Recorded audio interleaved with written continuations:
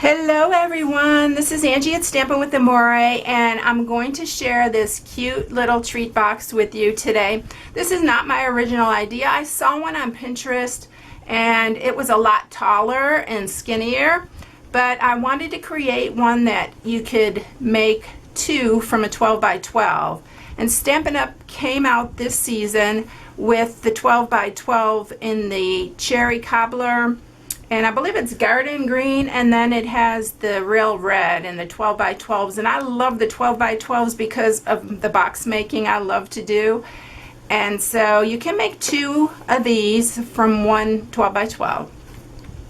So that's why it's a little short and squatty, but I thought it came out really cute, and it actually fit our little Candy Cane Lane designer series paper, the little gingerbread houses. It fit perfect at 1 3/4 by 1 3/4. So this is the one I'm sharing, and then we're going to use our little gingerbread man too. Let's go ahead and just get started.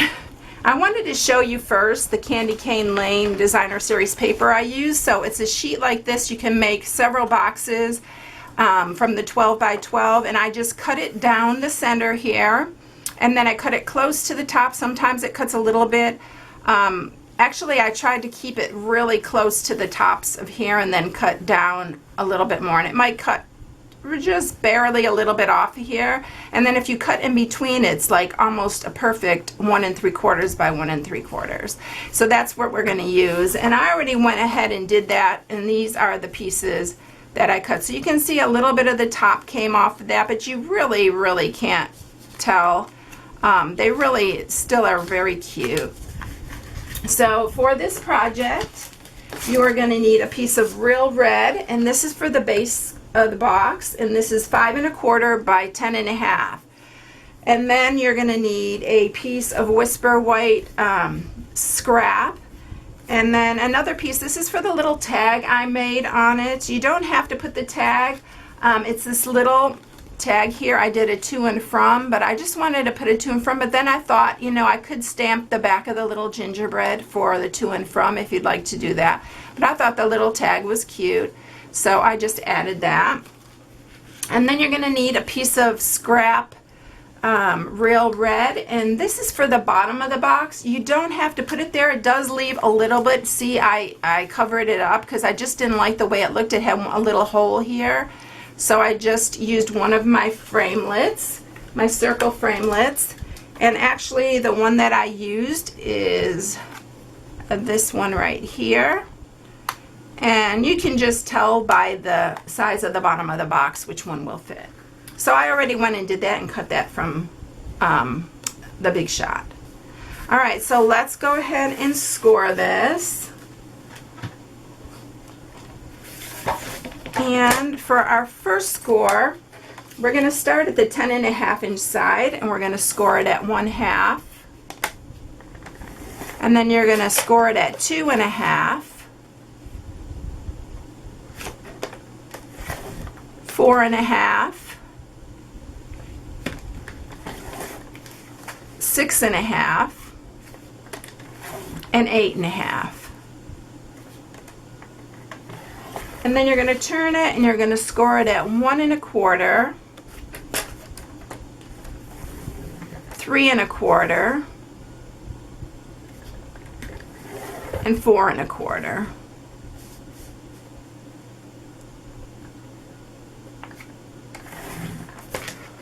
Alright, and I did forget to mention that you need to use your envelope punch board for this to cut the little grooves in it.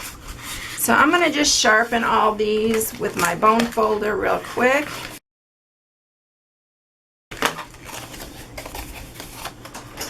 Okay, so the first thing that we're going to do here is this is the top of the box where these two little triangular pieces are. So here's the bottom, and we're going to cut off this little rectangle here. And I'm going to go ahead and cut up each one here.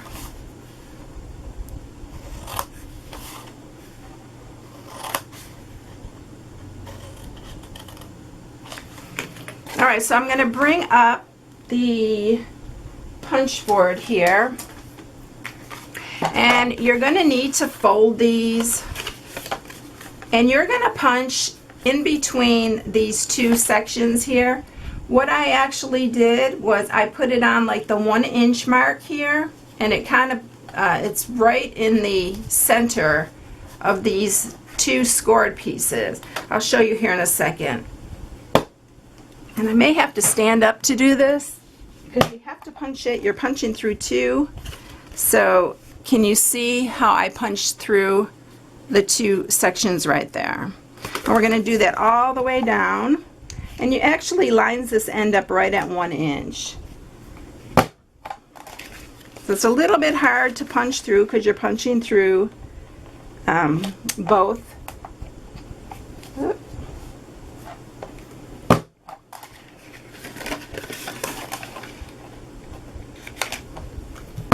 You're going to do that all the way down. Now when you get to this end here, what I do is you're going to actually be punching through 3 because I want these to be even when I close it up.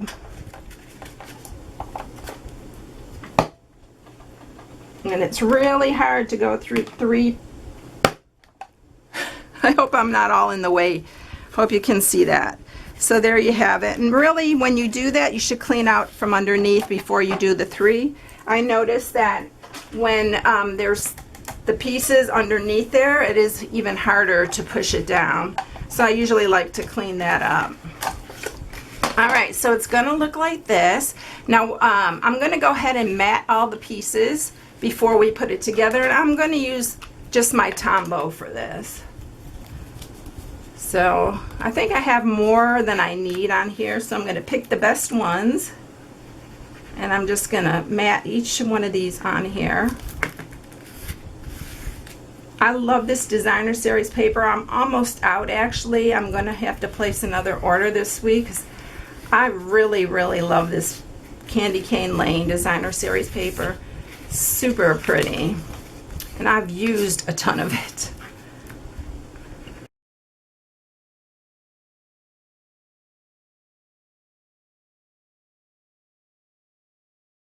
Okay, so we have all the pieces matted here, and it's super cute, isn't it? I love these little gingerbread. Alright, so let's get ready to put it together. I'm going to use some fast fuse on this little glue tab here.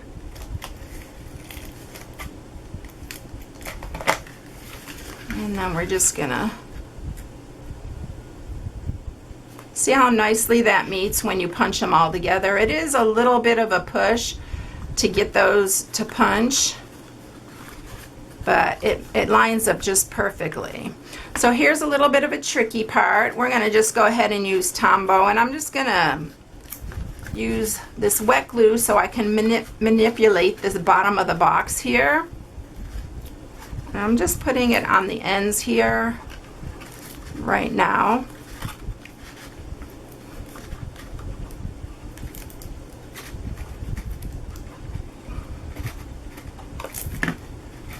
And you want it to be 5-sided like that. And I usually just turn it upside down and make sure that it looks right. And then I'll just stick my hand in there and press it down. And then I'm going to grab my little circle that I cut out with my framelit, and I'm going to add that to the bottom. It just gives it, see how it has the little hole? It just gives it that finished look. And then again, just press it down. Alright, so I'm going to use, and one thing I want to say about the candy, I recommend using one of Stampin' Up's food safe bags, and that's what I did with this. I just put some Hershey's Kisses in a food safe bag because it is open, and if you use Hershey's Kisses or anything like that, it'll fall out. So you really want to use either larger candy or put them in a little food safe bag. Alright, so this part is a little bit tricky. What I'm going to do is I'm just going to pinch the ends here and kind of work them in here. It's going to form kind of a star shape there. And I'm going to use this. This is our, what are we calling this? Craft rope trim, and I love it. It's so cute. I want to find a good house to put in the front. Now, let me get my scissors here.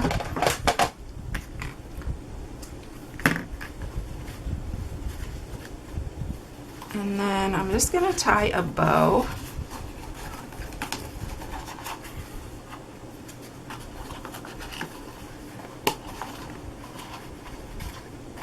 Just like that.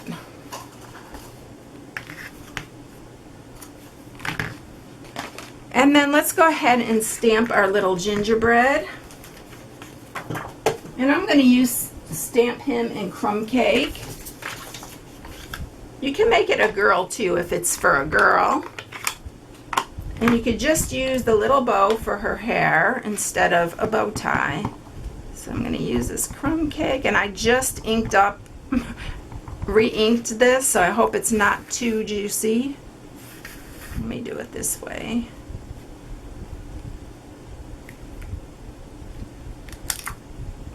So he's so cute. All right, and then actually I did make a template for this, so I'm going to just go ahead and use it if I have room here to stamp my bow in real red. And this helps when you're punching. You can punch it both at the same time. And then we'll go ahead and punch it with our punch.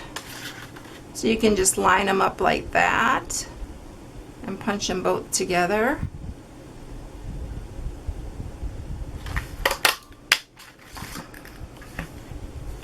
And you'll get some extra pieces.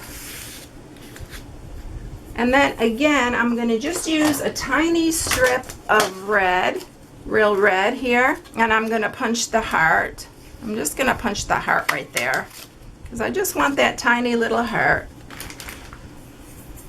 All right, so if you want to do a girl, you can just put her, I got a little glue on here, so you could just put it up there like that. In fact, let's go ahead and do a girl for this one. And I used a glue dot for that because I did the boy last time. So let's go ahead and do one for a girl. And then we'll just put the, I'm going to need to use my glue for this, the heart. Let's put it on here.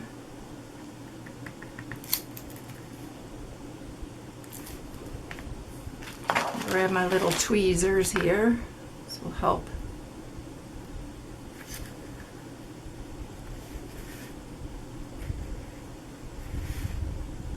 Aren't they adorable? These gingerbread are so cute. All right, I'm going to use a hole punch, and I do have to punch their head.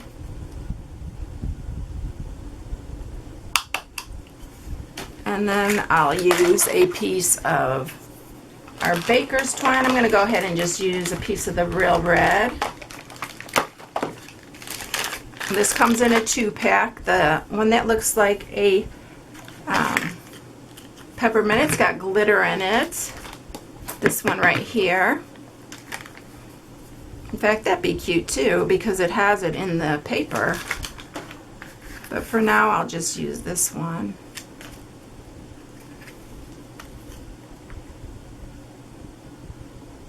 And we're going to attach it underneath the ribbon. This is always the trickiest part for me, getting that dumb ribbon underneath. And I'm going to use my little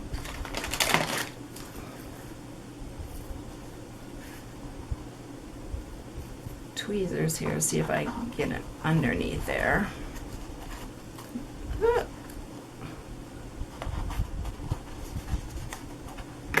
All right. Now if you want to do the to and from, which I think I'm going to go ahead and put one on there. This is all from the same stamp set. I had it out here a minute ago. It's all from this Cookie Cutter Christmas, and you can get this as a bundle with the punch and save 10%. And then where is my little piece? I'll just do this in early espresso. I have too much on my bench. I promised myself this weekend I was going to definitely clean my bench here. So that is my goal this weekend. Alright, and then I'm just going to use my trimmer to trim that up. And like I said, if you don't want to put the tag on it, you don't have to. You can just put the to and from on the back of the gingerbread. And then I'm just cutting off the corners just to make it look more like a tag. And then again, I'll punch a little hole.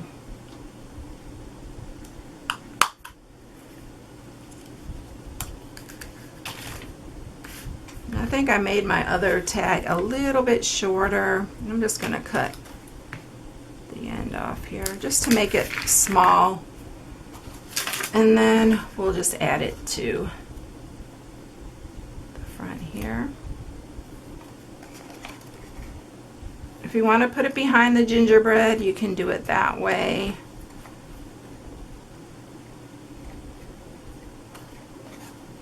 But I want to tie him kind of loose so he hangs down, or she hangs down. This is a girl.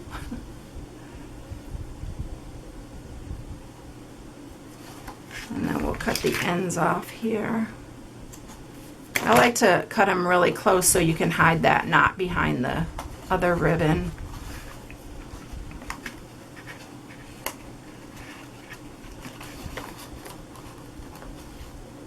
And we'll just scoot that back there.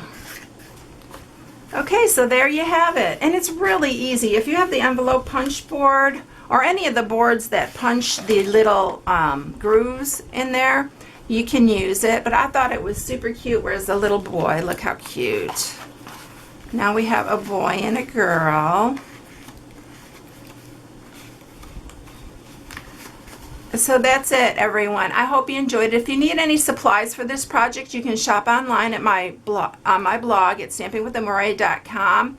And I guess that's it. So I will catch you in the next video. I'll see you. Bye.